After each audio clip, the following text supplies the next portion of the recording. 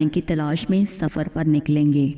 نقشہ دیکھتے ہوئے انہوں نے اپنے سفر شروع کر دیا۔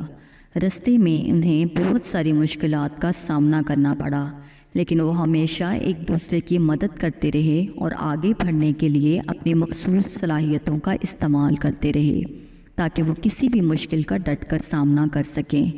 راستے میں وہ ایک شرارتی لومڑی فریڈی اور اس کے دوستوں سے ملے۔